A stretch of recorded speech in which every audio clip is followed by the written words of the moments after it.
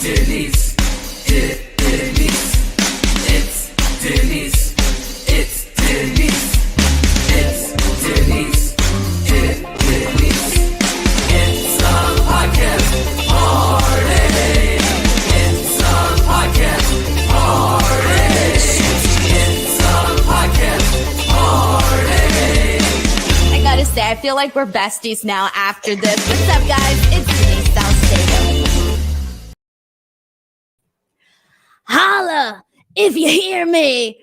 What's up, guys? It's Denise Salcedo, and I'm here for Speak Now Pro Wrestling. Today, we are going to be talking about NXT Halloween Havoc 2021, and it is the start of Halloween week here on Speak Now Pro Wrestling, which means I'm going to be dressed up on each and every single show that I am on today.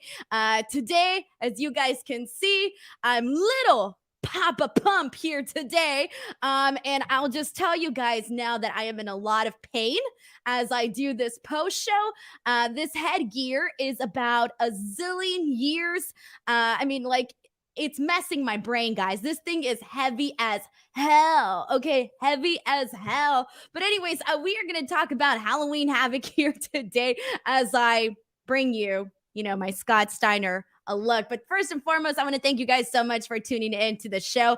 We had a very interesting night. I thought overall NXT Halloween Havoc was absolutely entertaining, top to bottom. I think that I was surprised by some things, not so surprised by other things, but we're going to go ahead and talk about that all here today. Now, before we continue, I do want to make sure that you guys know if you do send in any super chats at all throughout the show, I will be, reading them. So if you want to get your comment, your question, or your statement read on the air, you can go ahead and send in a super chat. Also, it helps me out because I do get to keep 100% of all the proceeds from all super chats. So if you guys want to take part in that, you are more than welcome to go ahead and do so. Also, if you caught the introduction to this show, that is my brand new theme song. As you all know, I've been kind of toying with the idea of doing the DD Denise song, but for the mixture of the Elite and with my name in it. So I finally got it done, and I'm very happy that is going to be the new intro here on this show. Very excited about that. But we got our super chats rolling in, so let's go ahead and get the show started. This is the first one that we got in was from Nick Grasso. Thank you so much to Nick Grasso, who says, decent show. The Halloween stuff was a bit over the top, but glad Ciampa retained. I really hope Io is okay after that scary spot, and I'm so happy to see Dakota. Just wish she cost Mandy the title. Look, in terms of obviously the Halloween stuff, I don't mind it. I like the Halloween stuff, as you can tell. I like that they incorporated, all of this stuff with, Dexter Lumis and Johnny Gargano and Trick Williams and Carmelo Hayes. I thought for the most part, it was really funny. It was something that just added a little bit extra to the show. So I was a fan of all of that stuff. In terms of Io Shirai, we'll talk about this more, but it was a terrifying spot, especially the first time that you see it because of the camera angle, her getting tossed into that ladder. It almost looked like I don't even know, man. I thought she hit her head for 1 second, but I think when you watch the replay, she doesn't hit her head. She actually does land like on her back, but kind of towards the side. But either way, it was a very painful thing to watch, and we'll talk about that more once we get there. And Tommaso Ciampa did retain the NXT Championship, which was very surprising, but I kind of felt once we saw all the titles change hands, I thought to myself, all right, you know what? I went into this thinking that Bron Breakker was going to become NXT champion, but the second I saw all the other championships change hands, I realized that was not going to be the case and that Tommaso Ciampa was going to be winning. So I would say they kind of spoiled the ending for me, given the fact that they did all those title changes and they were also talking about the fact that all the titles had changed hands. The second commentary brought that up, and the second I realized that, they gave away the finish for me, and I realized that Bron Breakker was not going to be winning. But thank you so much to Nick Grasso for sending in our first super chat of the day. We got a super chat from Brandon Charles Powell, who says, for that epic intro video, excellent costume. I feel like the Scott Steiner was in a lot of pain too, so it works out.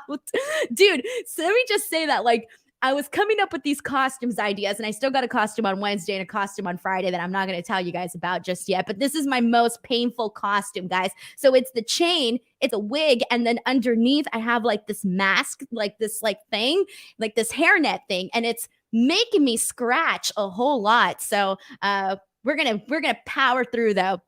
I got another super chat from Drew Scott. Thank you so much to Drew, who says, "Dope costume, Denise. You definitely jinxed Bron, though. But I think WWE did Bron Breakker a favor. Don't think it's time just yet." We'll get into that momentarily once we actually talked about it. Now, I don't think I jinxed Bron Breakker because I was not the only person. I feel like everyone and their mother expected Bron Breakker to actually walk out NXT champion. I'm kind of in a way, and part of me is kind of glad they didn't do it just yet, only because, you know, there's always money in the chase. And I feel like no matter what, now we're bound to see that. So I feel like if anything now, I'm a little bit more interested to see when it actually is going to happen. Now, I do not doubt that at some point in the very near future, we're going to be seeing Bron Breakker as NXT champion. Clearly tonight, it just wasn't the night, man. But thank you so much to Drew Scott for sending in that super chat. We got another one from Mega Flynn, who says the Halloween Havoc was amazing. I honestly thought today was a good show, and we'll talk about everything more in depth in just a minute. And people are really liking the new introduction, so I really appreciate it. But here we go, guys. Let's get into this show because there is plenty to talk about here today. All right, let's get into this. Let's kick things off with the Scareway to Hell. We had the women's tag team titles on the line. The champions, Io and Zoey, defending their titles against Gigi, Dolin, and Jacy, Jayne, Indi, and Persia. And they made this a ladder match. And all I have to start off by saying is that the second they made this a ladder match, I had a bad feeling. And I had a bad feeling because a lot of the women in this match are not necessarily like, you wouldn't expect them to make this into a ladder match, the stipulation. Like, a lot of the women are still very green. I mean, aside from Io Shirai, you were really only expecting to see her do any sort of death-defying moves. So to be honest, I was a little bit worried going into this match. I really wasn't sure what to expect. Now, in terms of like the match as a whole, I would say that it was sloppy. It was a sloppy match. There were some botches, and we'll talk about that later, but there were some botches during this match. However, with that being said, just because it was sloppy does not mean that it was a fun match. I will say that it was a fun match. It wasn't boring. It was sloppy, but at least it wasn't boring. Bless their hearts. They went out there and they gave it their all. There were some good moments. Those moments that I did like was Indi Hartwell essentially launching herself onto the ladder. To be honest, I didn't even know Indi had it in her, so I thought that was pretty cool.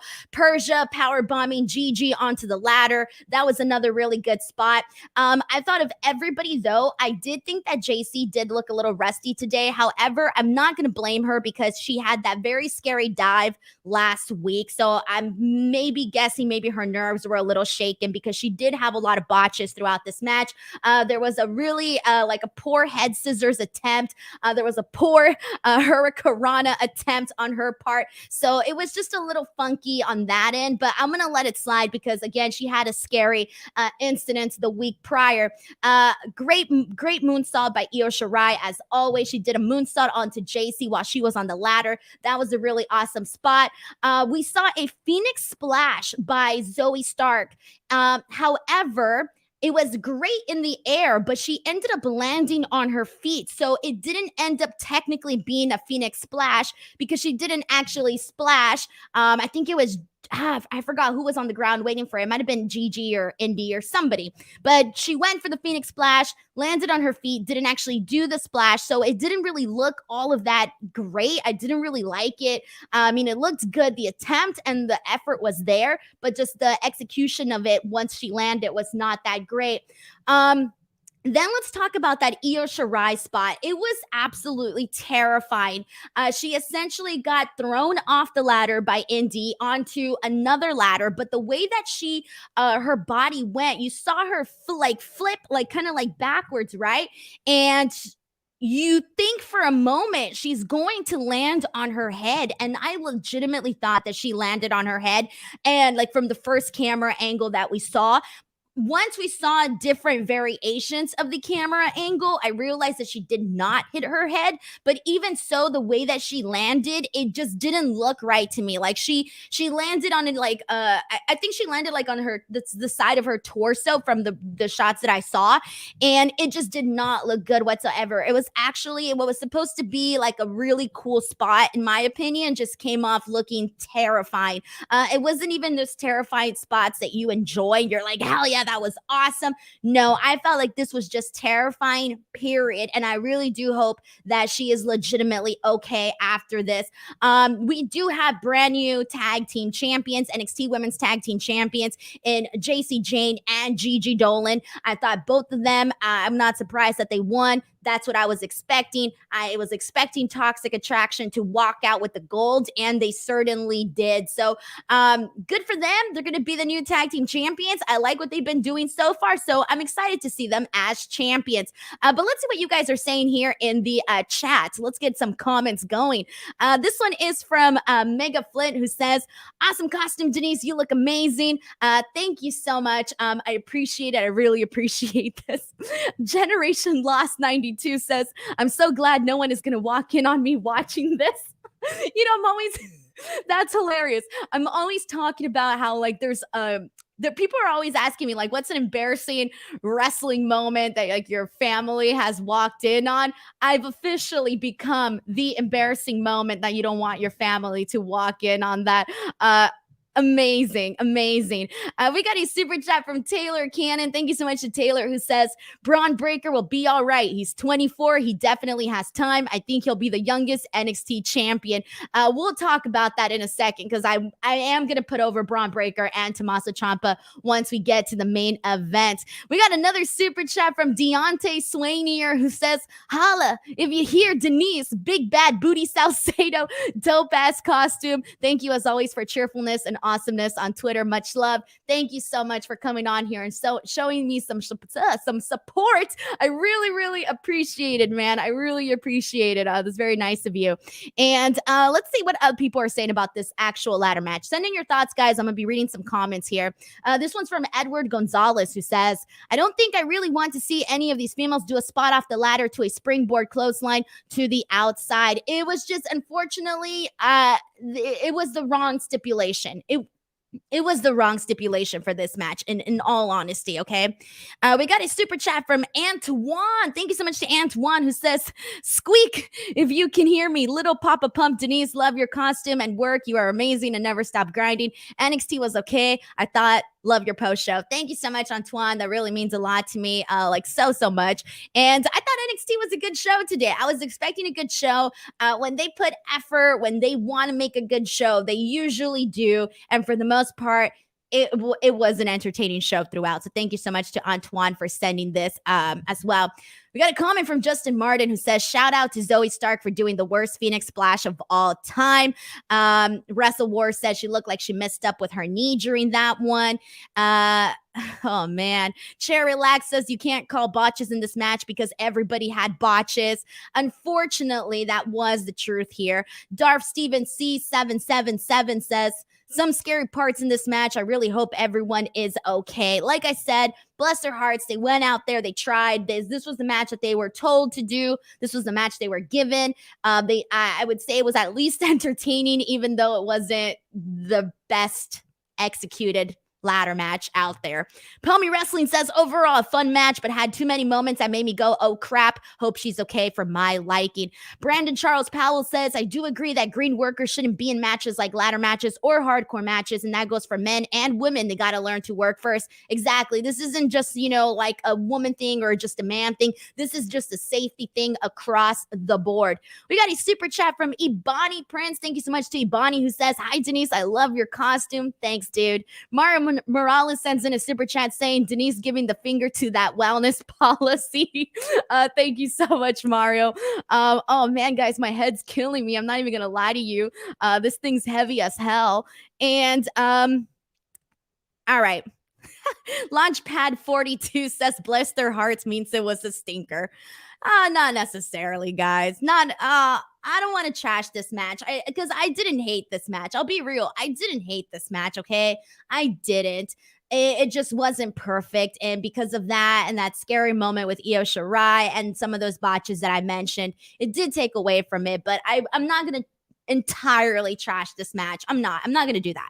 All right, guys, let's go ahead and move on because after this, we had some fun vignettes that we saw play out throughout the rest of the show. We had Trick Williams and Carmelo Hayes essentially head on over to Dexter Loomis's home or his hideout or whatever. And throughout the show, he's trying to get his championship back, etc.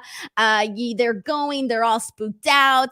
Honestly, really the only highlight about this was Trick Williams because I thought he was absolutely hilarious, kind of being like scared to do anything. And there was a really funny moment where he tells Carmelo Hayes, like, hey man, how about I just buy you a replica? Like, let me just get you a replica. And I'm thinking to myself, you know what? Trick Williams got a point. He's like clearly the only person who watches horror movies. Like, you always see people in horror movies get themselves into these situations when they didn't have to be in those situations in the first place. They could have taken the smart way out. Trick Williams was definitely trying to take the smart way out. So I thought that was pretty hilarious for the most part there. But let's go ahead and move on. So also, there was another thing that I didn't necessarily love, but we'll talk about that once we get to that topic. Let's get into Joe Gacy versus Malik Blade. So this is probably one of the things I least liked on the show, mainly because there really wasn't much to even talk about in regards to this. So we got Joe Gacy versus Malik Blade. They've been using Malik Blade as sort of the designated jobber throughout the last couple of weeks on NXT. And I'll be honest, for the most part, I've been enjoying Malik Blade. I feel that he's an awesome jobber. I don't know how else to say it. He's always put in these, positions to job out to all these other guys. But in doing so, he's been looking pretty damn awesome. Where I'm like, you know what? If Malik Blade is the designated jobber for today, you know what? I'm going to get a decent match. However, with that being said, this was the least decent match that we've seen. Joe Gacy versus Malik Blade. It was pretty much a quick squash. Nothing special. We saw Harland get involved at one point. He starts choking Malik, and Joe Gacy's just like, don't do it. Don't do it. So he doesn't do it. He ends up doing his handspring lariat, which I'm not really that big of a fan of his handspring lariat because I almost feel like he slows down the impact of his lariat whenever he has to do the handspring because he does the handspring and then he has to stop and then he does the lariat. So if anything, to me, that move doesn't necessarily make sense to me because he stops and then hits the lariat when I'm like, bro, you could have just used all that momentum to hit like a bomb-ass lariat, but he doesn't do that. So whatever, that's just me nitpicking. After this, you see a little intimate moment between Joe Gacy and Harland, and he does the thing again where he puts his hand on him, and literally, I'm shouting at my TV, just going, just kiss already, damn it. They keep teasing us with that. I don't know if that's a tease. All right, moving on. Let's see what you guys had to say about this. Any thoughts really on Joe Gacy, Malik Blade? I don't really think there's much, but let me see what the chat is saying.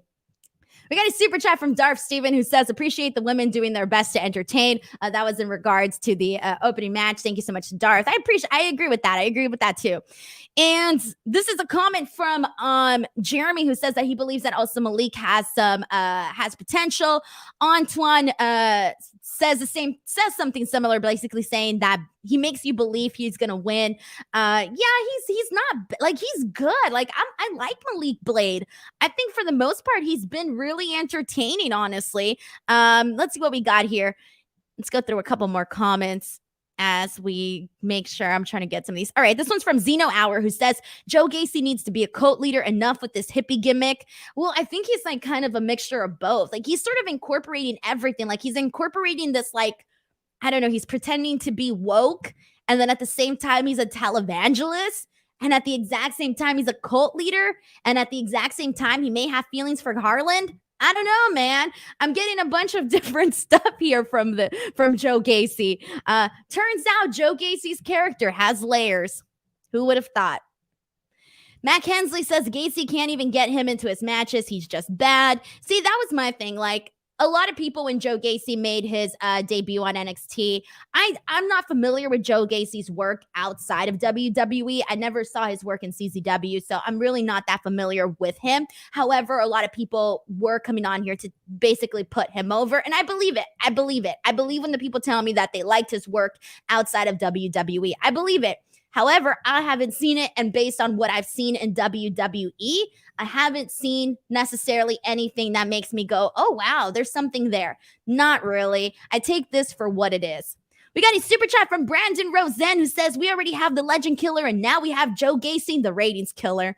Look, I don't know if I'm going to go as far as say is the ratings killer, because I've said this before on my other shows, but I honestly feel like when Joe Gacy comes out, I'm guilty. I'm not going to lie to you guys. I stop and pay attention because I'm expecting some like neuroticness for him to say something like totally weird and odd. And I'm kind of into that. It's like, you know, I've described it many times as like you're driving, you see a car crash, you see somebody get pulled over. What do? You turn around and you stare. It's not the smart thing to do, but as humans, we tend to do that. And that is exactly what it feels when Joe Gacy comes out or when he has a segment. I'm like, all right, I'm going to look, I'm going to pay attention because I want to see what's going wrong here or what's bound to go wrong. Thank you so much to Brandon Rosen, as always, for sending in this super chat here. All right, guys, let's move on. So after this, Kaylee Ray is back, ladies and gentlemen. So a lot of people on the show had been asking me, where's Kaylee Ray, Denise? Where's Kaylee Ray? How would I know? I had legitimately no idea where Kaylee Ray was at. You know, she came in to NXT. And people were really hyped for her. They were pushing her for a while. She racked up some wins too, which I should have probably written them down. So let me see if I can really quickly do a quick little search here. But she did rack up some wins from what I recall on NXT. And then we kind of just didn't see her anymore. All right, so she had 3 consecutive wins on NXT. On August 23rd, she defeated Valentina Feroz. August 24th, she defeated Ember Moon. And then September 21st, she defeated Amari Miller. So she was definitely getting those wins in. And then since September, which kind of feels, why does it feel like a long time ago? Whatever. So she was gone for like a long time, I felt, but apparently not too long. She was gone and people didn't really know, like, okay, what was going on with her. I don't even think we've seen her technically in this new era of NXT 2.0. We might have just last seen her before NXT was NXT 2.0. So someone in the chat here who is smarter than I am, please correct me on that. So we kind of really didn't know what was up with Kaylee Ray, but now she's back. They played a vignette of her essentially smashing things. She's smashing, I think, like TVs and stuff, and she's essentially frustrated. I like that. I think that makes sense given the fact that we didn't know what was going on with Kaylee Ray. It makes sense for her to come out and say that she's essentially frustrated and she's smashing things. I'm cool with that. I like that for Kaylee Ray. And let's see what else we got here. Let's go through a couple more comments. This one is from Sheldon Jackson. Thank you so much to Sheldon, who says, if Right to Censor, Brother Love, and the Wyatt family had a love child, it's Joe Gacy. Dude, you, my friend, are definitely onto something. I had made the Brother Love comparison on Twitter like 2 weeks ago or last week or something, but I did not, and I had actually seen other people make the Right to Censor comparison, but I don't think I saw much of the Wyatt family comparison, and I definitely didn't mix them all together. So, all right, I like this. This makes more sense to describe Joe Gacy. So thank you to Shelton for sending that in. All right, and thank you. People are letting me know that we have not seen her on this NXT 2.0. Someone said she was on the first episode. I don't remember that. The Cooge97 writes, the blonde-haired wig on Denise is throwing me off. Bro, it's throwing me off too, man. And this like face painting is terrible too, by the way. I was hoping that the yellow would be more yellow, but it kind of just looks like I rubbed mustard on my face. So what can you do? Chris Ledeck says, amazing costume, Denise. Nothing will top this. We'll see. Tune in on Wednesday and Friday, and we'll see if it does. If it does. Man, I can't think, guys. All right, moving on. Throughout the show, we also have a backstage Halloween party, and we see Grayson Waller, who's essentially the host of the night for at least the first portion of the night. And he is, trying to get some ladies, doesn't really work out. They're kind of all like dissing him. Cameron Grimes throws his, tries to get an opportunity with the ladies as well, but the ladies are kind of like, nah. So poor Cameron Grimes, that kind of seems like what they're doing with him, because a couple of weeks ago they had Grayson essentially teach him what like Tinder was and all of those dating apps. So I think that's the new direction they're going with Cameron Grimes, where he's going to be trying to get a girlfriend, but clearly he's not able to get a girlfriend. That seems like the new direction we are heading in with Cameron Grimes. Edwin Pacino says hashtag mustard goatee. Jesus. All right, guys, and let's go ahead and move on to this next portion of the show. I gotta say, this was also one of my least favorite parts of the night. And pardon me, guys, I hate to be a fun sucker, but I need to take this dang chain thing off because it weighs a lot and it is killing me right now. Sorry, everybody. I feel like I just lost 5 pounds off my head. This chain thing, look at this. You can't tell, but it is heavy and it was starting to mess with my brain. So Scott Steiner is gonna take off the chain for a minute here because it was starting to hurt a lot. Okay, so let's get into this next portion of the show. I really did not like this portion of the show. I'll just be real, guys. I thought this was boring. This was Odyssey Jones essentially getting to pick his poison and getting to pick any member of the Diamond Mine to essentially wrestle against. And I started thinking to myself, all right, cool. Let's see where they go with this. Personally, I was hoping that Odyssey Jones would pick one of the Creed brothers, maybe Julius, and we can see 2 big meaty guys go at it. But no, instead we got Odyssey Jones versus Roderick Strong in what was a very, very dull, average match. I'm sorry. I think they could have spiced this up a little bit more. The match itself could have been better. Maybe they could have spun the wheel, added some sort of stipulation.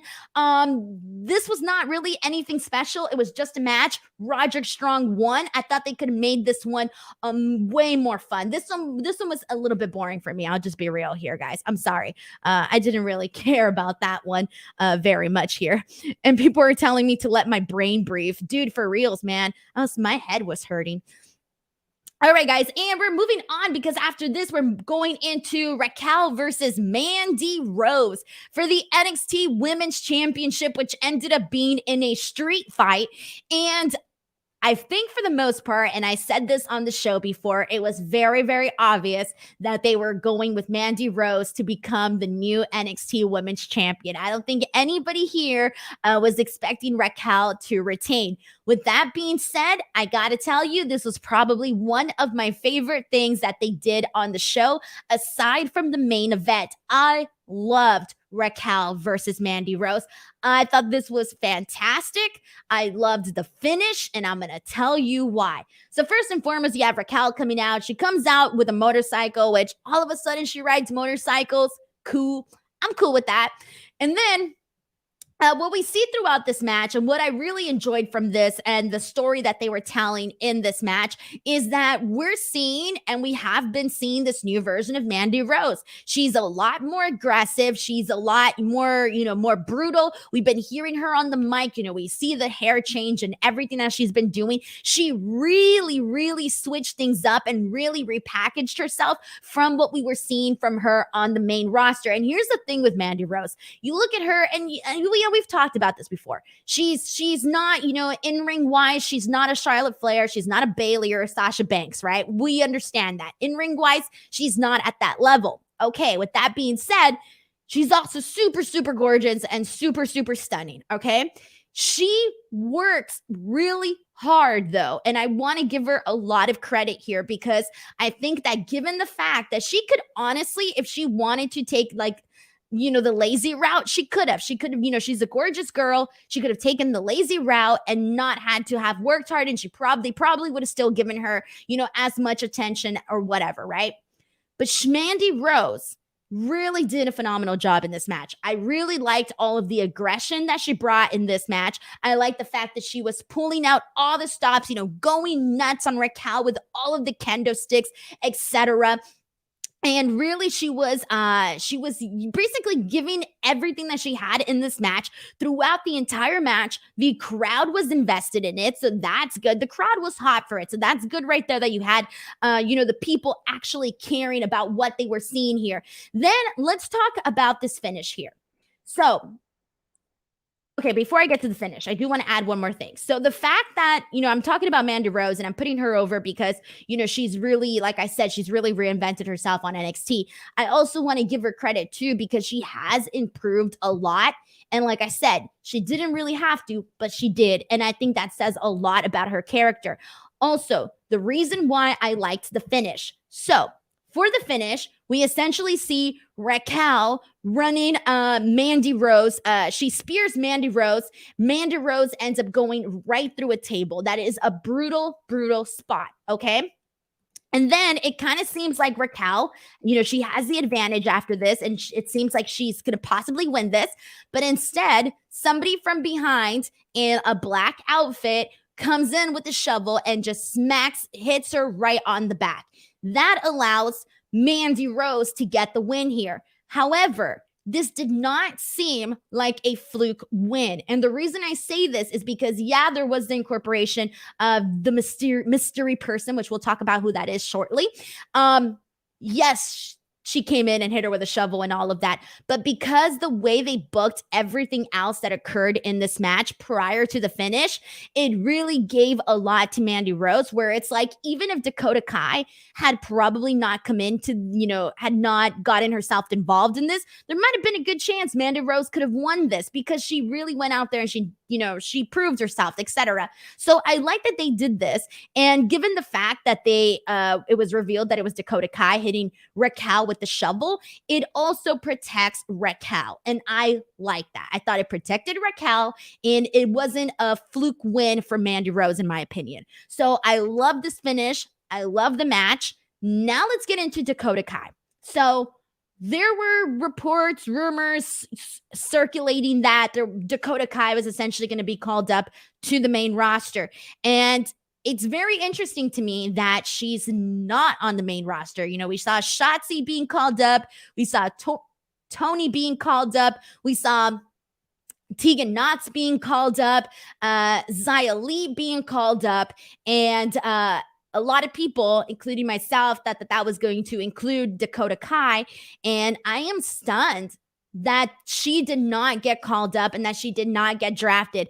I have no idea why. And now it makes even less. I mean, okay, aside from the fact that Mandy Rose won this, it doesn't make sense to me that Dakota Kai couldn't defeat Raquel for the championship. And I get it because it seems to me like maybe they were always planning for Mandy Rose. I don't know. But now it's like, okay, we're circling back to this feud that we already did with Raquel and Dakota. And this seems like a good spot for Dakota to come in on the show. But I personally felt that this story was already over. I thought we weren't going to be seeing Dakota Kai on NXT anymore. So I guess maybe not knowing those, reports and those rumors. And even on Twitter, there was a Twitter exchange between herself and Bayley because Bayley had tweeted right after the draft that she hadn't been drafted.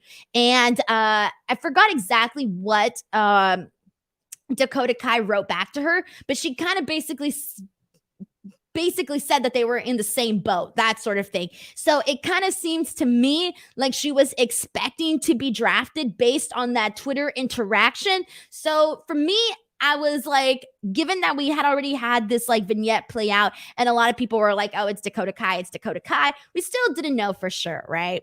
Okay, so Dakota Kai it is. Personally, I'm surprised. I am surprised that she did not get called up to the main roster. But thoughts, everybody. How do you feel about Mandy Rose becoming the champion? How do you feel about how the match went? And how do you feel about Dakota Kai returning to NXT? Do you prefer for her to be on NXT, or would you have liked to see her go to the main roster? Go ahead and let me know in the comments section. And let's see what's going on here. This is a comment from Zeno Hour who says, disappointed and mind-boggling Dakota didn't get called up. Then again, I know she will be used right on NXT. Justin Martin says, very exciting match, probably the best of Mandy Rose's career. I'm so happy Toxic Attraction won all the gold. I was hoping that would happen.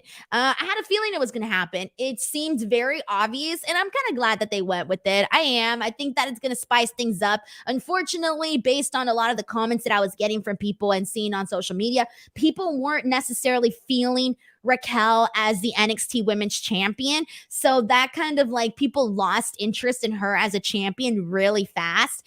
And then when it comes to the Women's Tag Team Championship picture, unfortunately, they really booked Zoey and Io in this like really awkward story where they didn't get along because they were different, because they ate different food and they just couldn't see eye to eye. They couldn't coexist essentially. So it was kind of dumb that they did that they added that element to their story because they didn't really need to. Zoey was liked, Io was liked. They could have just been your like average, likable babyface tag team. But instead, they kind of made them a little bit like weird. And so people immediately lost interest in Zoey and Io as a pair, not separately, but as a pair. They weren't necessarily favorable. So they kind of had to lose the championships there too. So I do think it was definitely the right call to have Mandy win the women's championship and to have Gigi and Jacy win the NXT titles. So there you go on that end. Thank you to Justin for sending in this super chat here. I mean, this comment, excuse me. This is a comment from the Closer 424 who says, a little confused about them going with Dakota. No Mandy? Yes, question mark. And not even having the decency to let Dakota move on. It kind of feels like they're just going round and round with Dakota. It's just like too much time has gone by, I feel. Personally, I feel like too much time went by. Raquel moved on to something else. We weren't seeing Dakota. So it kind of should have just ended there. But now we're just going back to it. We got a comment from Darth Steven who says that Mandy Rose did amazing. She's been slaying it at NXT. Who will be the one to chase for the title? Well, I think we're probably going to see another rematch with Raquel. I think we might see another rematch with Raquel. That seems like something that they'll do. And in terms of who will chase the title next, I don't know. I'm pretty sure they'll have Mandy Rose hold the belt for a little while. I'm pretty sure. And this is a comment from Danny Spears who says, I love Mandy finally getting a championship. I'm so happy for her. Oh my goodness, she's so fierce. Easily my favorite thing on NXT 2.0. It's so crazy because I feel like when Mandy came into NXT, I kind of thought it was like a demotion for her. I'll be honest with you. It felt like a demotion where I was like, oh man, like she went from the main roster and now she's going down to NXT. Like, oh, like that's probably not going to be the best thing for her. And I gotta tell you, I was wrong. I was completely wrong. She wasn't even getting TV time on Raw. And if she was, they were doing this terrible story where they were having her and Dana Brooke essentially be cowards in the tag team division. And she was just like your typical average blonde on the show. And now she's kind of like has a personality. She has a story. Like I said, she's being more aggressive. I'm a fan of Mandy Rose and what she's doing on NXT 2.0. It's like the best thing that's ever happened to her. So good for her. All right, and I think I got pretty much everything in here in regards to Mandy. But once again, guys, if you do want to send in a super chat at any point throughout the show, if you want to get your comment, your question, or your statement right on the air, 100% guaranteed, you guys can go ahead and send one in. But let's go ahead and move on to our next topic here. So after Raquel and Mandy, we are going into the Solo Sikoa debut. And I gotta be real, guys. I did not like this debut. I thought this debut was a big bummer. Not a big bummer, but no, that's too dramatic. That's too dramatic. Not a bummer. It was just not creative. It was not creative. It was kind of lame. So earlier on in the show, it was revealed that Grayson Waller was the backup replacement for LA Knight to be hosting the show. And I thought to myself, what? What are you telling me? Last week, we legitimately had a match between Grayson Waller versus LA Knight, with the winner becoming the host of NXT Halloween Havoc. Okay, great. So I'm tweeting and I'm like, what did I miss? Why is LA Knight not the host? Like, what is happening here? Apparently, he tweeted something along the lines of he's running late to the show. Bro, the show ain't in Los Angeles. LA is in your name, but you're not in LA. If this was in LA, I would have bought that. I would have been like, yeah, okay, I get it. There's a ton of traffic out here. I get it, bro. But you're over there in Florida. You're telling me, no, this was very, very dumb, guys. I'm sorry, but this was so dumb because then all of a sudden you have Grayson Waller coming out. Then you have this moment with LA Knight, and now they're doing their little, thing. And then in the middle of this, Solo Sikoa makes his debut. Why? Why did Solo Sikoa make his debut during this? This was dumb. All this tells me is that there was no plan, no legitimate plan to actually debut Solo Sikoa into the show. So you had this match where we were supposed to have LA Knight become the host. And then all of a sudden, that doesn't matter because, well, we need a plan for Solo Sikoa, so let's just swap this. And now LA Knight's running late to the show, and Grayson Waller took over. But now there's going to have, they're going to have a kerfuffle or whatever, and that's how Solo Sikoa debuts. What? This doesn't make sense to me, guys. This doesn't make sense. If this made sense to you, please explain it to me because I didn't think this was a great way to debut him. I thought this was a lame way to debut him, which sucked because he's the third Uso. I'm expecting a lot from the third Uso. He comes out and he attacks Grayson Waller after LA Knight shoves him right into him. Like I said, I think they could have been a little bit more creative with Solo Sikoa's NXT debut. But let's see what you guys are saying. What are the people saying? Brandon says Florida has traffic too. LOL. You're telling me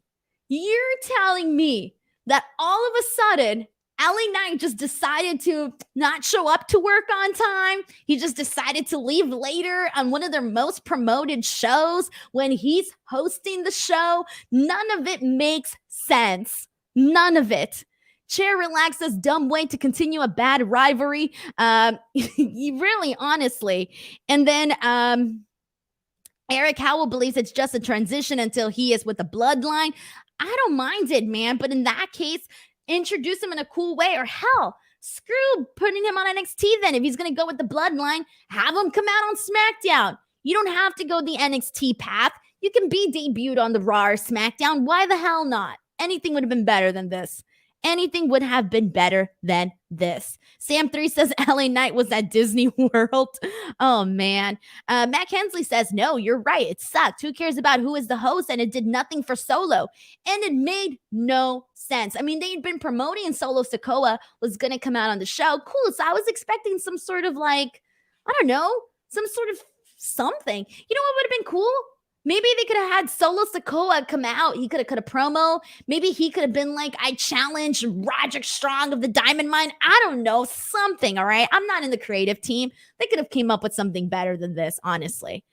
And let's see what else we got here. All right, I think we got most of everything, guys. I hope I didn't miss anything from your guys' comments, but we're going to go ahead and move on.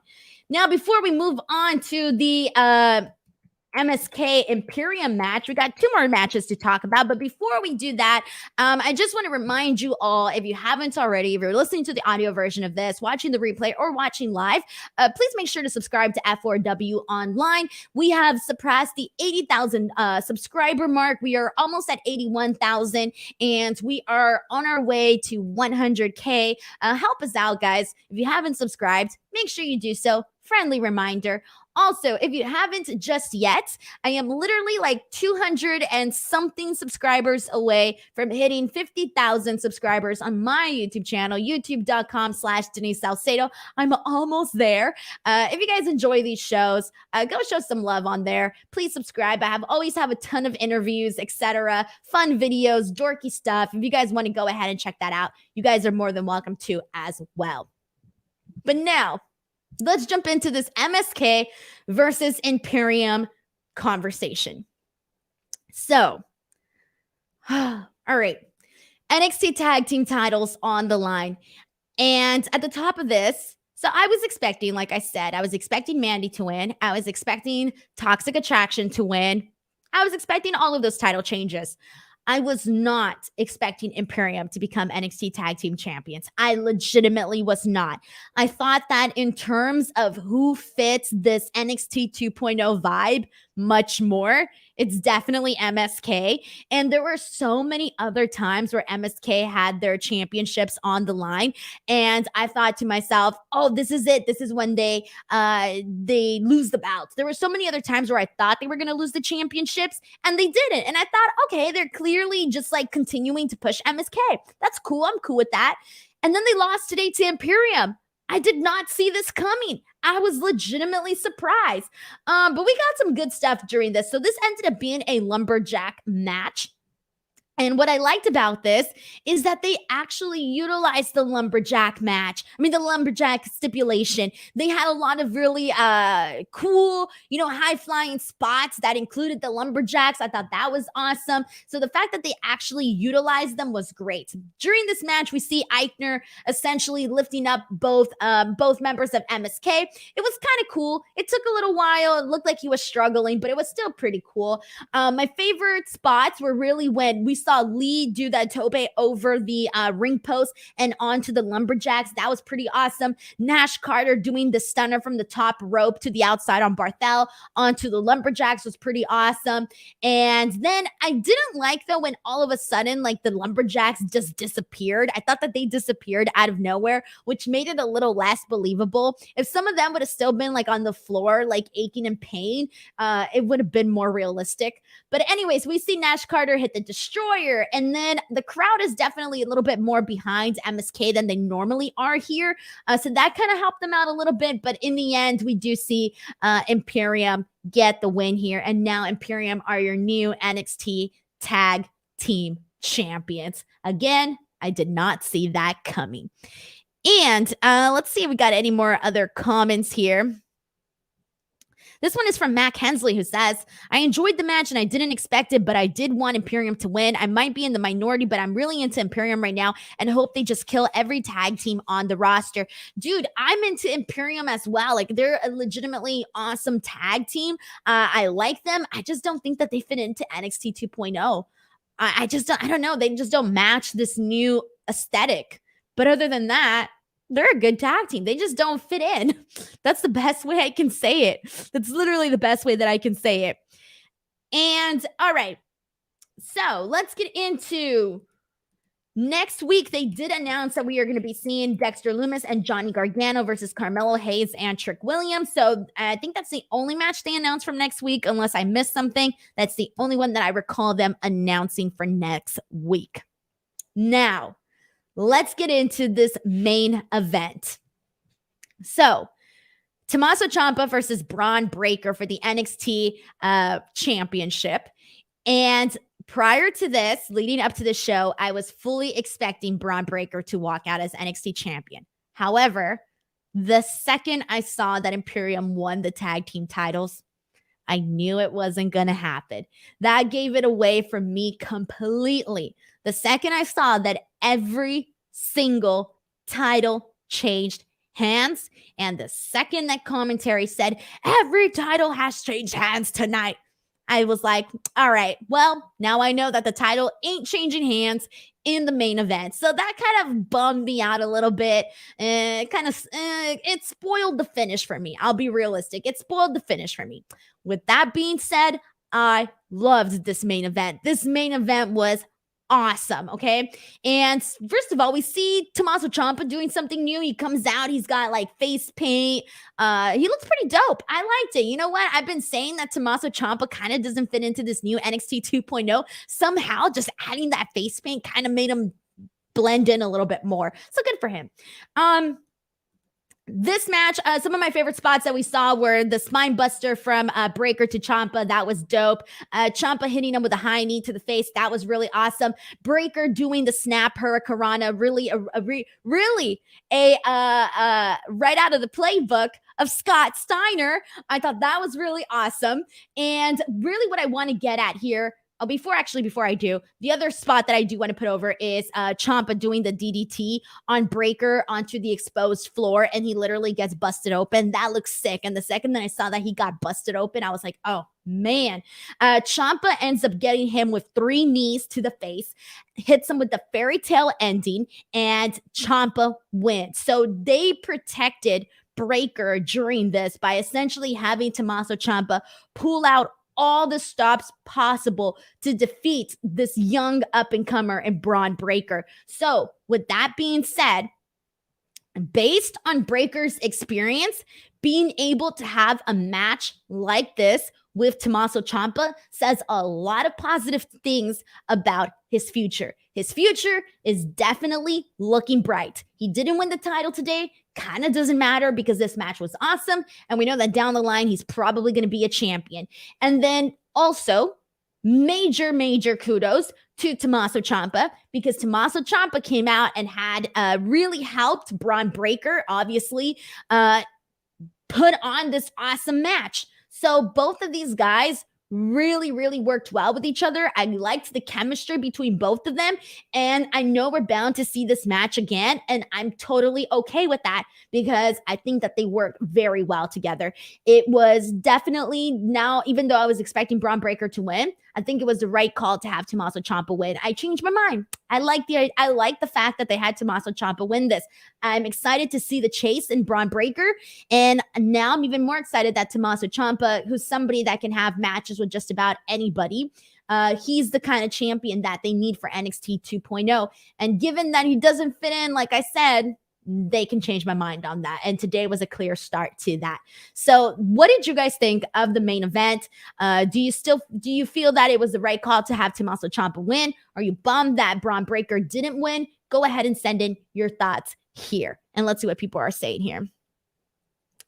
And everyone's saying Ciampa kind of looked like Kratos from God of War. I've never seen God of War.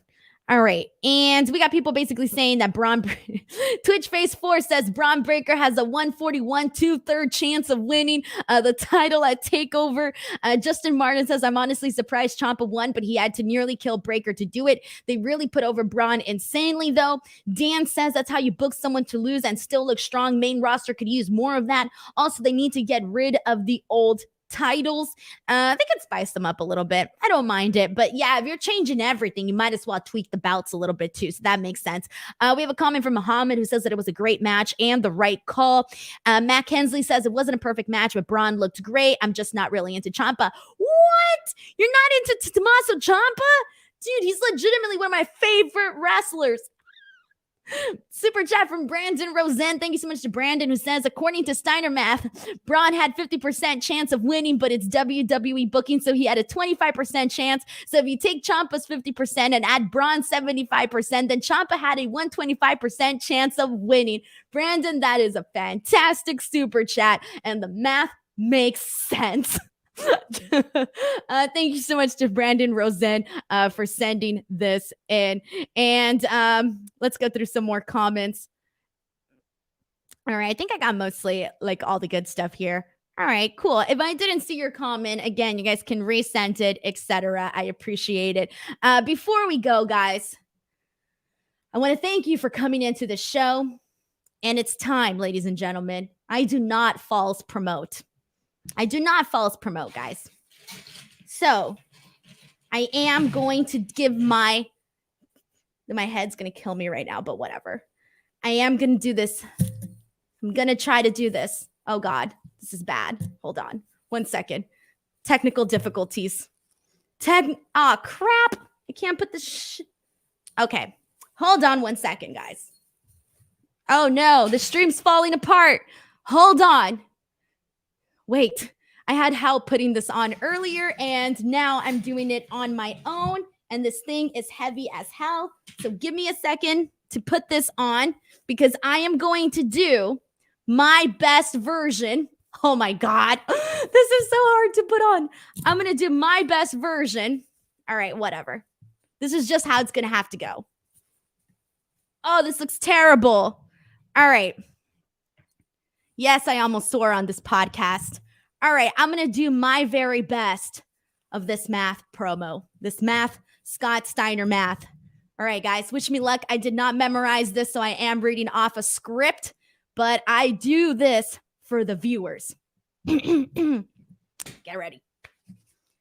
You know, they say that all men are created equal, but you look at me and you look at Samoa Joe and you can see that statement is not true. See, normally, if you go on with one wrestler, with another wrestler, you got a 50-50 chance of winning. But I'm a genetic freak and I'm not normal. So you got a 25% at best at beating me. Then you add Kurt Angle to the mix. Your chances of winning drastically go down. See, the three-way at Sacrifice, you got a 33 and 1/3 chance of winning. But I got a 66 and 2/3 chance of winning because Kurt Angle knows he can't beat me and he's not even gonna try. So Samoa Joe, you take your 33rd, 1/3 chance minus my 25% chance and you got an 8 and 1/3 chance of winning at Sacrifice. But then you take my 75% chance of winning. If we was to go one-on-one and then add 66 2/3%, I got 141 2/3 chance of winning at Sacrifice. See, Joe, the numbers don't lie and they spell disaster for you at Sacrifice. I do it for the people, ladies and gentlemen. We got a super chat from Razor2910 who says, any costume ideas for tomorrow's AEW review? My costume has been decided. It is going to be AEW themed. That's a spoiler. It's going to be a good costume. I think you guys will enjoy it. Other than that, ladies and gentlemen, that is tonight's post show. Please come back tomorrow for AEW Dynamite post show review and for the second costume in Halloween week. After that, I will be back on Friday to review SmackDown and Rampage for my third Halloween costume. And we got another super chat from Brandon Charles Powell who says, bravo, that was great. Thank you guys so much. I will see you guys next time. Bye, everyone. Take care. Thank you guys so much.